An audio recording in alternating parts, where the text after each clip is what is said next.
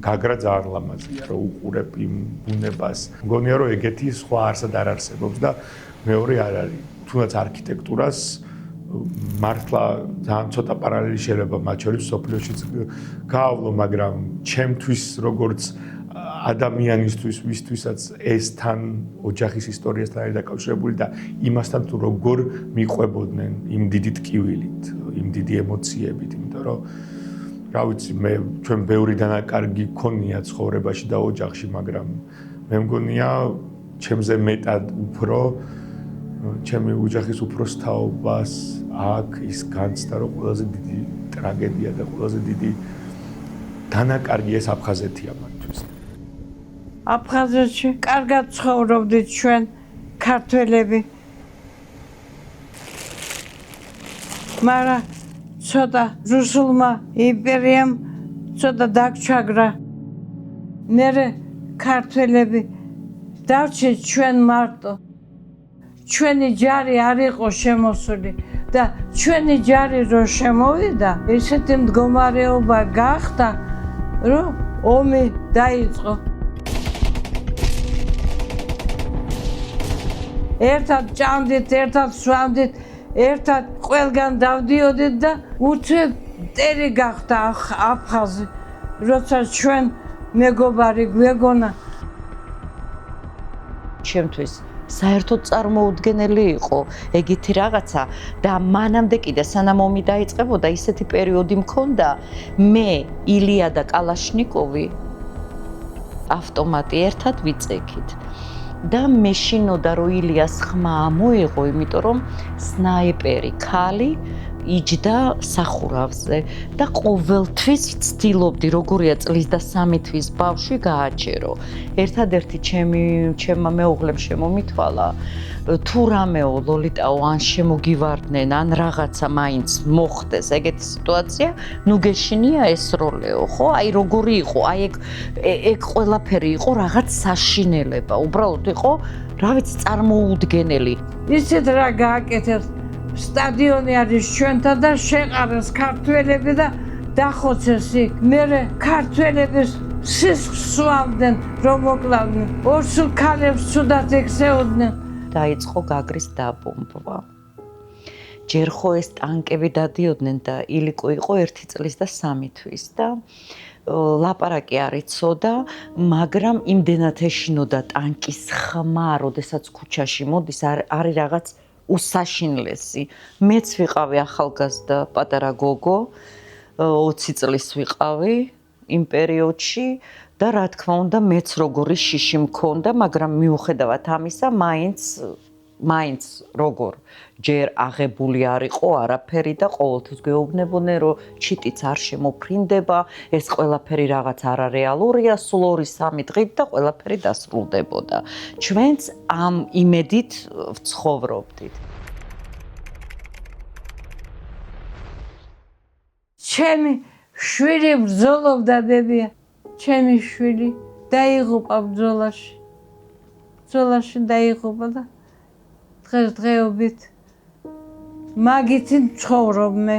ესეთი მძიმე მოგონება ჩემი, ბებია ჩემი როგორ გვიყვებოდა მე და ჩემდას ბიძა ჩემის ისტორიას. ისტორია იმდენად მნიშვნელოვანია ჩემთვის, როგორც ადამიანისთვის და ზოგადად ამ ბრძოლაშიც, ეხლა რაშიც ვართ, იმაშიც ძალიან მეხმარება ხოლმე.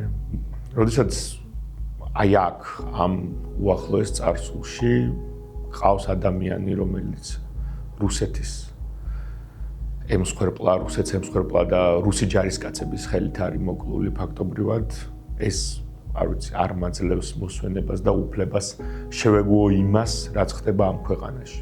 და სულ მახსენდება ეს ისტორია და ყოველ ჯერზე ცოცხლდება, როდესაც ვხედავ აი ამ ყველაფერს სადაც ცხოვრობ და რატომ მივდივარ სადღაც იქ იმათთან, ვინც ბიძა ჩემი მოკლა.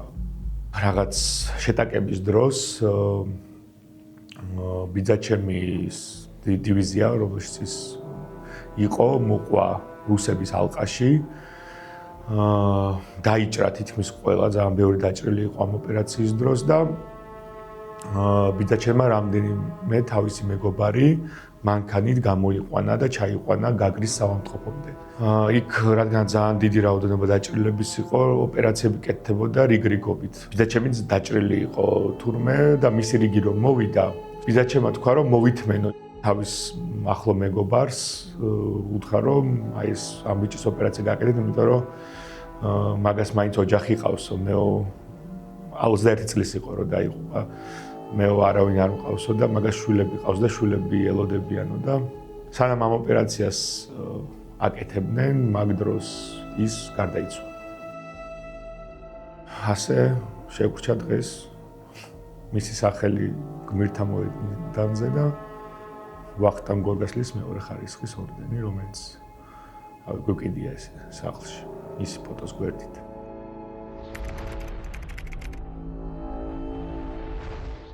ჩემი მოკლა უნდათ მე და დედა ჩემი ვიყავით ხო და გამოვიქეცით ჩვენ და წაგვიყვანეს მაგათი რაღაცა კომენდატურა თუ რაღაცა იყო და იქ დაგსოს ფოიერში და გადაწყვიტეს ჩვენი მოკლა მაგრამ სანამ არავინ არ იყო ფოიერში მე დედა ჩემს უთხარი დედა ეხლა ადექი და მე სადაც გევიქცევი იქ გამომყევი მეთქი და ეს საწყარი ჩემი მოხუცი და უკან მორბოდა მე წინ და როცა უკვე იქ სადაც დგას გამშვები პუნქტი იქ უთხარი მოვატყვე ჩვენ გამოგვიშვეს მეთქი და უცებ არ გევიხედე ავტობუსი მოდიოდა და გავაჩერე ეს ავტობუსი და ჩავჯექით ამ ავტობუსში და ცენტრამდე გავიქეცეთ მე და დედა ჩემ მაგრამ ის მანქანა რომელიც ჩვენ დაგვიჭირეს ხო დევიმახსოვრე მე ხო და ვიყურებოდი ხო არ მოდის მეთქი ხო და როცა ცენტრამდე მიგვიყვანა ავტობუსმა და გააჩერა ავტობუსმა იქ ჩამოვედით და მე დავინახე შორიდან რო ის მანქანა მოდიოდა დედაჩემს ტაცე ხელი და გასტრონომში შევაგდე და თალღის ქვემოთ დევიმალეთ შემოვარდნენ ესენი გასტრონომში და გვეძებდნენ, მაგრამ ვერ გვდახეს. ხო და რო წევიდნენ საძებნელად სანამ არ იყვნენ, ჩვენ გავიქეცით გზაზე, ცენტრალურ გზაზე. ცოტა ხნის მერე გამოიარა ავტობუსმა და გავაჩერე. გაგრაში მივდივარო. ხო და წაგვიყვანა მძღოლმა გაგრაში.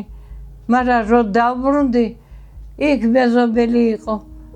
აფხაზი ქალი და ქმარი რუსი ყავდა და იმ ქალმა მითხრა რატომ დაბრუნდიო მე ხო გაგაქციეო აქედან მე უთხარი იმიტომ დაბრუნდი რომ ჩემს სახლში მინდა ყოფნა მე უთხარი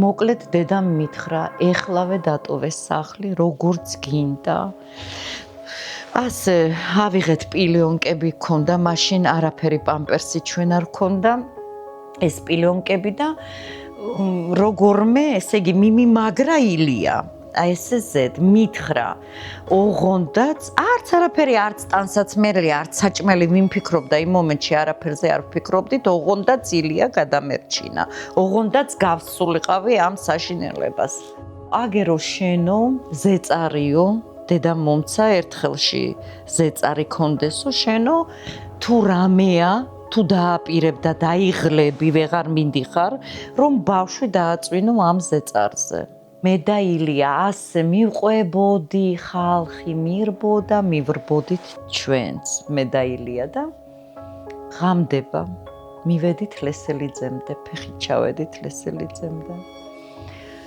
ხო და მე უთხარი მეტი არა მაქვს ძალა გავშალე ის რაც მომცადე და ჩემმა და დავწექით დაბლა მე და ილო და მესმის მოდიან ჯარისკაცები ბიჭები ვაიმეო გოგონა როგორ დაჯექიო აქ პატარა ბავშვთან არ შეიძლება აქ დარჩენა გადი როგორმე გააღწიე საზღვრამდე მაინც როგორმე მიდიო აუცილებლად დაგხრეტენ.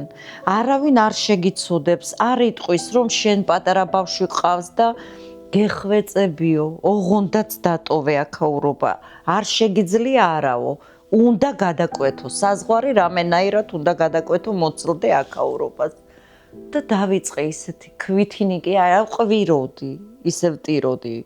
რა გვარისხარო? მე უთხარი ღლონტი მეთქი. ჩემი მეუღლის გვარზე ვარ.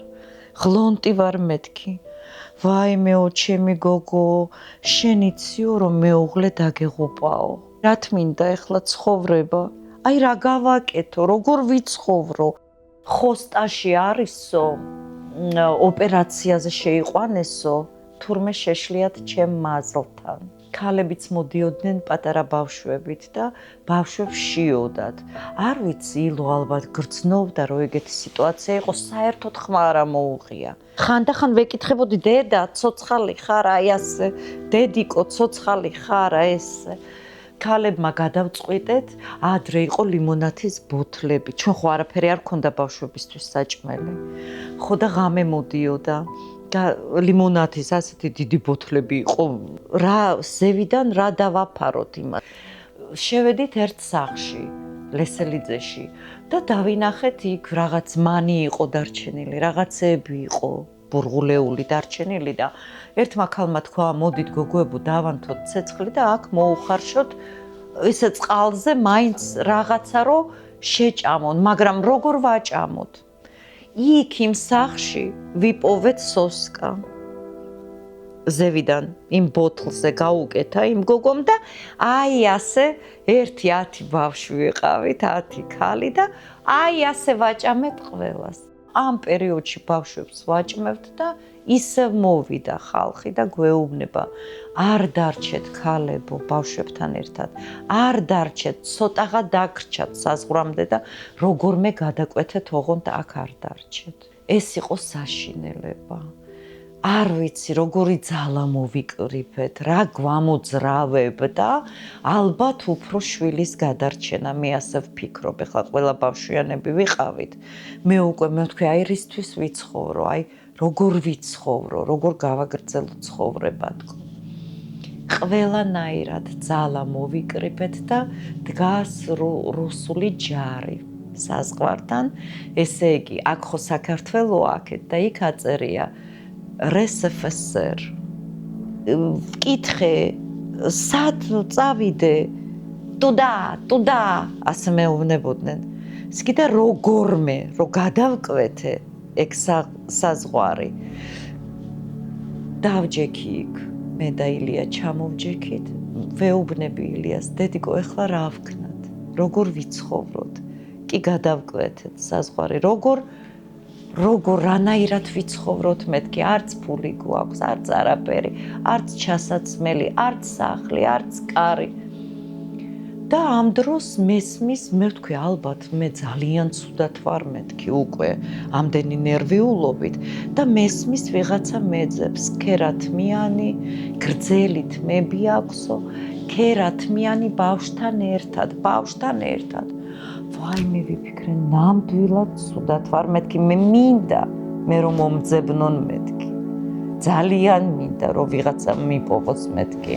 მაგრამ ეს არარეალურია მეთქი და ალბათ მეჩვენება მეთქი და ამ დროს ვიღაცა, ესე იგი ხელზე ამიტაცა. ვაიმე, გაოგნებული დავრჩი, ჩემი მეუღლე, ილიას მამა.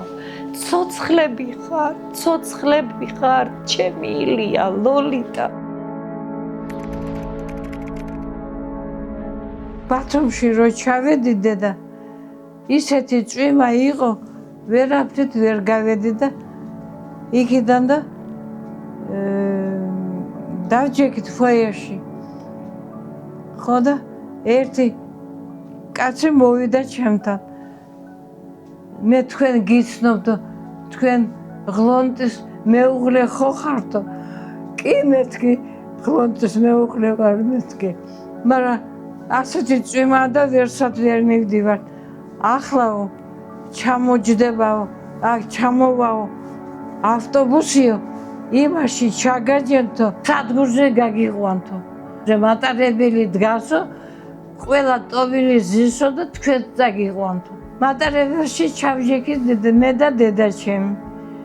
ხო და ახლა ხოცი ყველა ტოვილია. წირს ერთი ამბავია. თბილი რაღაცები მქონდა წამოღებული დავინახე გოგო ახალგაზრდა სულ ტეტველი იყო. მე ვთხარი ცივა მეთქი და ეს ჩემი თბილი ნივთები მე პალტო მქონდა ყველაფერი და ჩემი თბილი ნივთები ამოვიღე ჩანთიდან და ამ გოგოს მივეცი ჩამოვედი თბილისში და არავინ არ დაგხვდა. მახსოვს მაგალითად სკამებზე რო გვეცინა ლოგინი არ ქონდა და სკამებს როგორ ატყუებდნენ ერთმანეთს ეგ კადრი მახსოვს ზუსტად როგორ ჩემი მშობლები ბებია ჩემიც ხანდახან ამ ორ სკამს ატყუებდა და კიდე ჩემი ძმაკაცი მეზობელი ჩვენი ისიც ჩემს გვერდით იწვევდა რომ ლოგინები არ იყოს საერთოდ უბრალოდ იმათ ძირს ეძიდნენ და საჭმელთან და ჭამასთან მაგ პერიოდში განსაკუთრებით დიდი პრობლემები ჰქონდა და USAID-ის დახმარება იყო USAID რო ერქვა რა თქმა უნდა დიდობაში გავიგე უკვე მაგრამ მაშინ მახსოვდა როგორი დღესასწაული იყო USAID-ის დახმარებაზე წასვლა და მისი წამოღება ესე იგი ყველანი მივდიოდით ბებია, დედა, მამა, მე. იმიტომ რომ დიდი ოჯახი ვიყავით და ეს საჭმელის დიდი რაოდენობა იყო და ხანდახან იქ რაღაცა მურჩებოდა თუ რაღაცა ხდებოდა ხოლმე, ცოტა მეც გვაძლევდნენ ხოლმე რა ამ საჭმელს და ყველაზე მეტად მახსოვს აი ეს მამალი რო ახატია მაკარონს. რომ საერთო საცხოვრებელში რადგან ცხოვრობდით, ყველა დევნილი იყო საერთო საცხოვრებელში და შესაბამისად ყველა ერთმანეთს ვიცნობდით, ყველა ერთმანეთს ყველაფერს უზიარებდით და ეს რაღაც მამლის გამოსახულებიანი სუპი იყო საერთო საჭმელი, რომელსაც ყველა მივირთვებდით ხოლმე. ალბათ გვეწერა, რომ უნდა გადავრჩენილიყავით. მე ასე ვფიქრობ მაინც. ასეთი ისტორია იყო ჩვენ. ძალიან მძიმე, მაგრამ წლები რო გავიდა, მაინც იმის მოლოდინში ვიყავი. ყოველთვის იმის მოლოდინში, რომ არ არსებულია. აფხაზეთი ჩვენი არ არის, არ არსებულია. როგორ თუ არ ვიცი. და სულ იმედით ვცხოვრობდი. სიმართლე გითხრათ, ეხლა უკვე აღარ მაქვს იმედი, არ მაქვს. ძალიან მინდა ჩემ გაგრაში დაბრუნება, ჩემ აფხაზეთში. ძალიან მომენატრა. აი ეს